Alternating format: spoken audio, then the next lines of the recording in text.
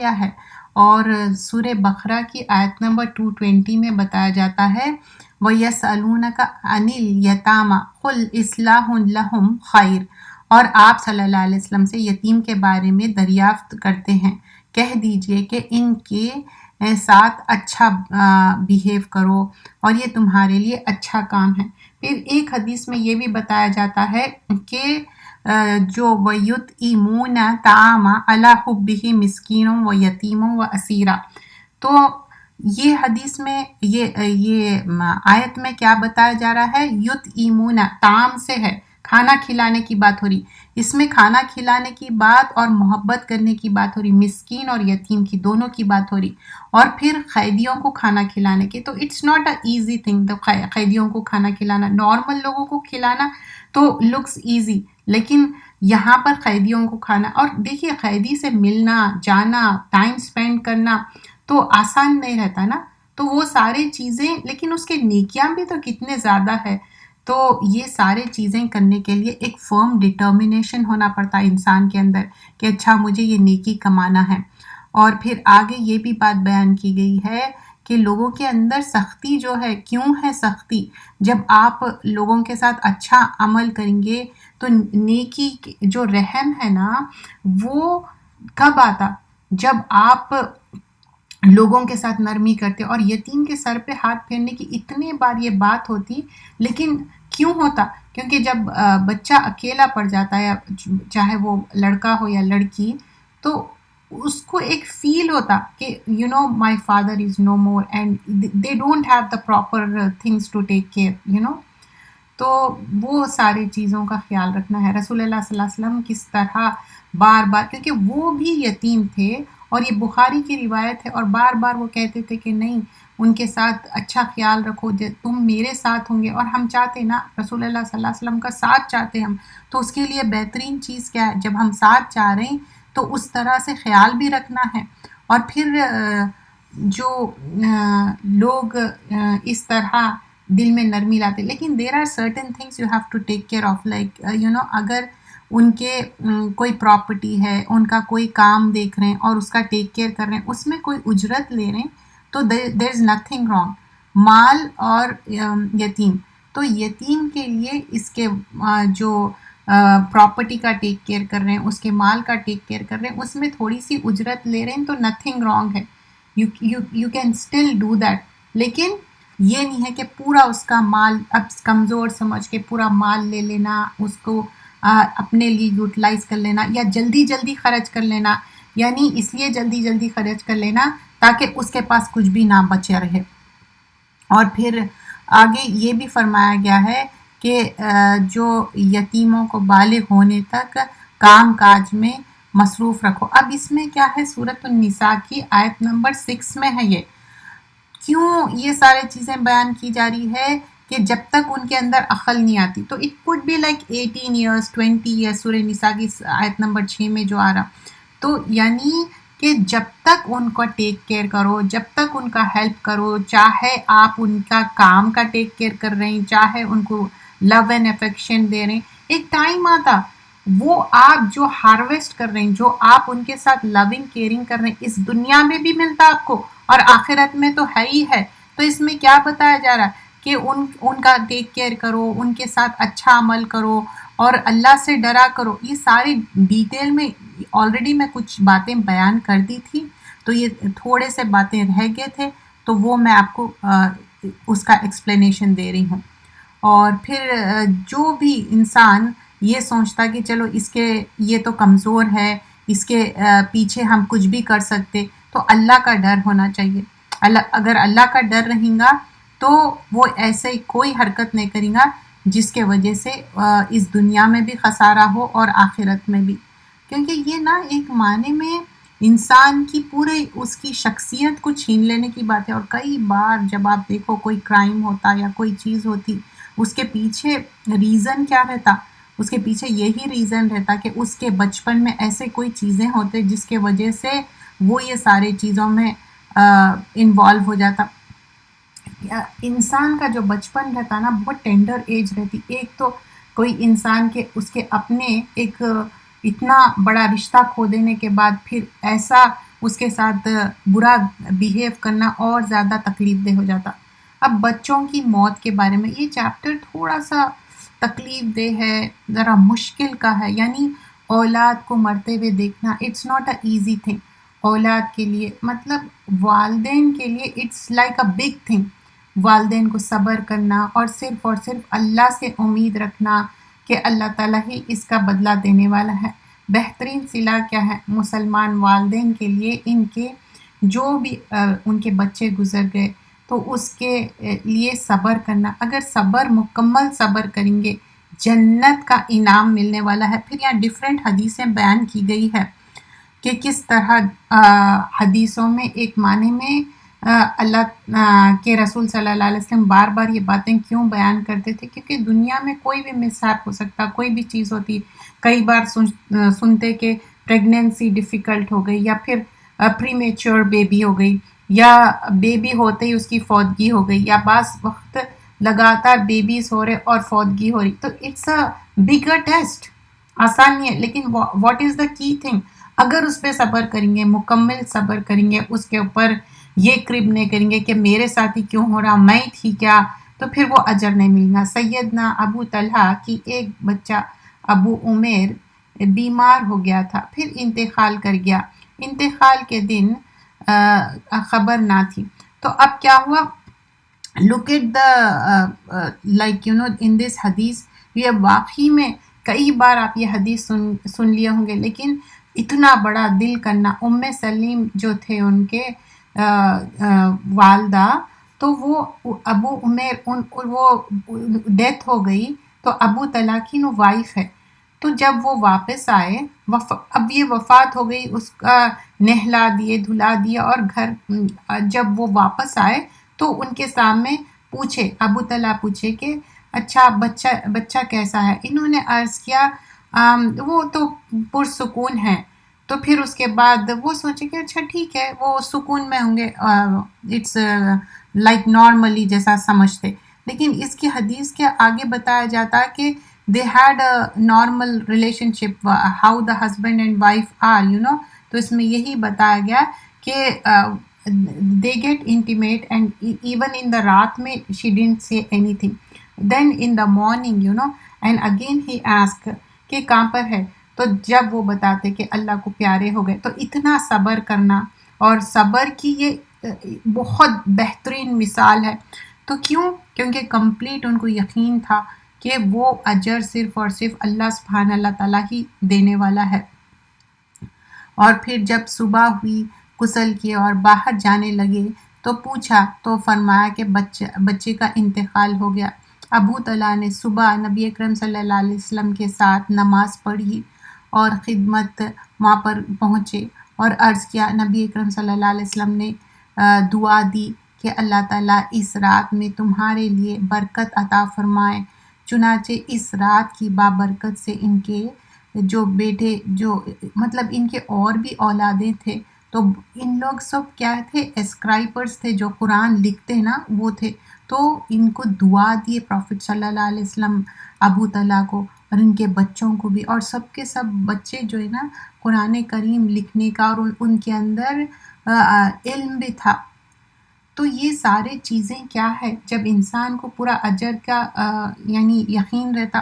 آپ دیکھیے ان کی وائف بھی کمپلیٹ صبر کرے اور ہسبینڈ بھی کمپلیٹ صبر کرے، تو یہ ام سلیم کا جو واقعہ ہے یہ بہت بہت بڑی چیز ہے، یہ آسان نہیں ہے۔ صبر کیا ہے، اپنے آپ کو ماننا پڑتا۔ اور جنت کے حقدار کون ہیں؟ ایمان لانے والوں پر ہر حال میں اللہ سبحانہ اللہ تعالیٰ اپنی رحمت انعام کرتا ہے۔ والدین وفات پا جائے تب بھی نیک اولاد زندگی بھر دعائیں اور نیک عمل کرنے کا ذریعہ بن جاتی ہیں۔ لیکن یہاں پر آپ دیکھیے کہ اولاد گزرنے کی بات، چیپٹر کیا ہے کہ بچے گزرنا اور اس کے اوپر صبر کرنا ہے۔ تو چھوٹے بچے، اسپیشلی بات ہو رہی کہ چھوٹے بچوں کی، تو یہاں پر اگر 2 بچے گزر گئے تو بولتے کہ ان کے لیے جنت ہے۔ 3 بچے پہلے فرماتے کہ 3 کے بارے میں، اور یہاں اس سے پہلے ابراہیم جو آپ کے بیٹے تھے رسول اللہ صلی اللہ علیہ وسلم، کہ اس پہ بھی آپ رسول اللہ صلی اللہ علیہ وسلم کتنا صبر کرے۔ تو بولتے کہ وہ تو دودھ پینے والا چھوٹا بچہ تھا۔ تو وہاں پر ابراہیم کو جنت میں دودھ پلانے والی ناموں موجود ہے۔ مطلب بتا رہے ہیں کہ اتنا ان لوگوں کا جو ایک سوچ تھی اتنی واس تھی، اور رسول اللہ صلی اللہ علیہ وسلم کس طرح یقین کے ساتھ جو چیز بیان کرتے تھے، کیونکہ آپ کو وحی کے ذریعے باتیں بیان بھی کی جاتی تھی، لیکن جب یہ آگے ہم دیکھتے کہ کسی کے بچے 3 فوت ہو گئے، چاہے وہ کم ایج میں ہو، کم ایج میں فوت ہو گئے، تو بولتے 3 بچے فوت ہو گئے تو ان کے لیے جنت ہے، لیکن کی تھنگ از دا صبر۔ پھر اس کے بعد بولتے کہ اگر 2 بچے فوت ہو گئے تو بھی بولتے کہ ہاں۔ تو یہاں پر بتایا گیا ہے کہ نبی اکرم صلی اللہ علیہ وسلم جب تشریف رکھتے تو کئی صحابہ اکرام آپ صلی اللہ علیہ وسلم کی خدمت میں آ کر بیٹھتے۔ ان میں سے ایک صحابہ کا چھوٹا سا بچہ تھا، وہ اسے لے کے آتے۔ جب چھوٹے بچے رہتے یوزلی کیا کرتے، ہم ساتھ بٹھاتے یا سامنے بیٹھتے، وہ کھیلتے۔ تو ایک روز رسول اللہ صلی اللہ علیہ وسلم نے دریافت فرمائے، کیا تم اس سے محبت کرتے ہو؟ انہوں نے عرض کیا، یا رسول اللہ صلی اللہ علیہ وسلم، آپ سے ایسی محبت جیسا آپ محبت کرتے نا اللہ سے، میں اتنی زیادہ اس سے محبت کرتا ہوں۔ کوئی بھی اپنے بچوں سے کس طرح محبت کرتے وہ اظہار کرے۔ تو پھر ایک دن اس کی فوتگی ہو جاتی، تو صحابہ اکرام فرماتے، وہ پوچھتے کہ کیا ہوا، انہوں بہت دن سے نظر نہیں آیا، تو بولتے وہ فوتگی ہو گئی ایسا۔ تو پھر اس کے بعد ان کے تو دیکھا تو دریافت فرمایا، میں فلاں شخص کو نہیں دیکھتا۔ صحابہ اکرام نے بتایا کہ ان جو بچے آپ نے دیکھا تھا وہ فوت ہو گیا ہے۔ چنانچہ آپ صلی اللہ علیہ وسلم نے اس سے ملاقات کی اور بچے کے بارے میں ان سے تسلی دیتے ہوئے فرمایا کہ تم جو سوچ رہے ہیں کہ دنیا کی زندگی جو ہے یہ تو ٹیمپرری ہے، اب جو وفات پا گیا یہ زیادہ تم کو زندگی اس دنیا کی زیادہ پسندیدہ ہے یا آخرت کی، کیونکہ آخرت میں وہ آگے بڑھ کر تمہارے لیے جنت کا دروازہ کھول دے گا۔ انہوں نے عرض کیا، یا نبی صلی اللہ علیہ وسلم، بلکہ مجھے زیادہ پسند ہے کہ وہ آگے بڑھ کر میرے لیے جنت کا دروازہ کھولے۔ اس پر صلی اللہ علیہ وسلم نے فرمایا، یہ تو تمہارے لیے بہت اچھا ہے۔ ایک انصاری نے دریافت کیا کہ اللہ کے رسول صلی اللہ علیہ وسلم، اللہ مجھ پر فدا کرے، کیا یہ انہی کے خصوصیت ہے یا ہم سب کے لیے ہے؟ تو آپ صلی اللہ علیہ وسلم نے ارشاد فرمایا، بلکہ تم سب کے لیے ہے۔ ایسی دعا نہیں کرنا چاہیے خدا نخواستہ، کیونکہ یہ بہت بڑا غم رہتا کہ اچھا میرے اتنے بچے ہو جائے اور ایسا ہو جائے۔ جب اللہ نہ کرے کسی کے ساتھ ایسا ہو، لیکن بولنے کا یہاں پر سمجھانے کا مقصد کیا ہے کہ کبھی بھی غم زدہ ہے، اور یہ پرٹیکولر سیکٹ کا کیا تھا، اس کا غم زدہ باپ کے لیے بشارت۔ اینڈ واٹ واز دا بشارت؟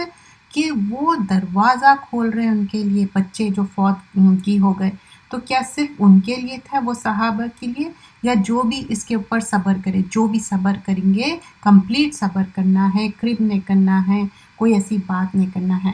ایک اور مواقع پر رسول اللہ صلی اللہ علیہ وسلم نے فرمایا کہ یہ چھوٹے بچے اپنے باپ کے دامن پکڑ لیں گے، اور جب تک اسے جنت میں نہ پہنچا دیں گے اس کا دامن نہ چھوڑیں گے۔ صحیح مسلم کی روایت ہے۔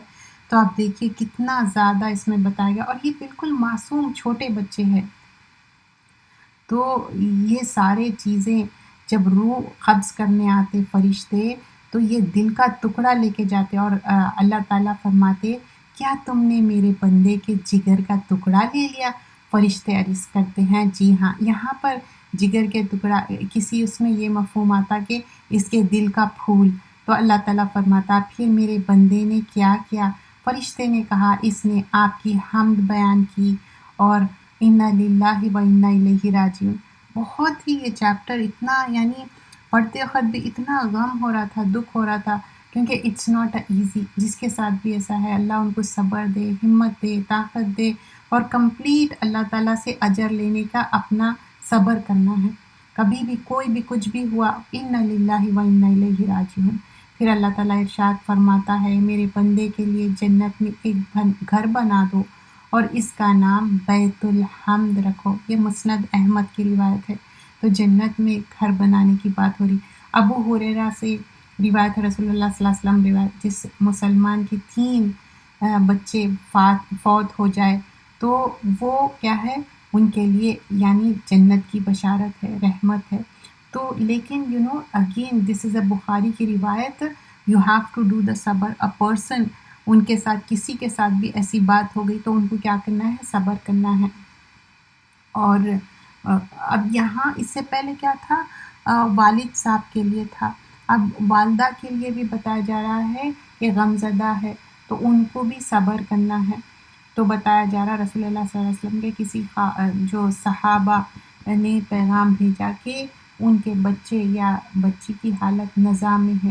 ایک اور روایت کے مطابق ہمارے نام تو ام زینب تھا، چنانچہ ہمارے یہاں تشریف لے آئے۔ آپ صلی اللہ علیہ وسلم نے واپس پیغام میں سلام بھیجا، اور اللہ تعالیٰ جو بھی لیتا ہے یا دیتا ہے وہ سب اس کی، اور ہر چیز کا ایک ہی وقت مقرر، لہٰذا صبر کرو اور اجر طلب کرو۔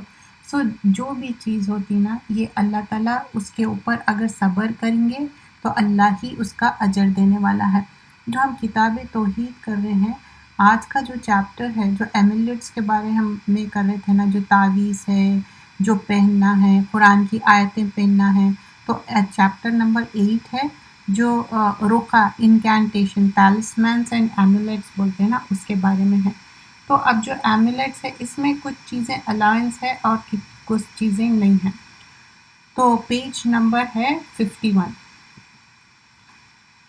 تو یہاں پر بتایا جا رہا ہے کہ جیسا کہ قرآن کی آیتیں ہیں اس میں الاؤنس ہے، لیکن پھر اس میں اجماع یہ بھی ہے، ایون قرآن کی آیتیں بھی کہتے ہیں کہ اس کی بھی تعویذ پہننا منع ہے۔ تو there are two different opinion, لیکن جو دھاگے باندھنا اور غلط چیزاں وہ تو کمپلیٹلی منع ہے۔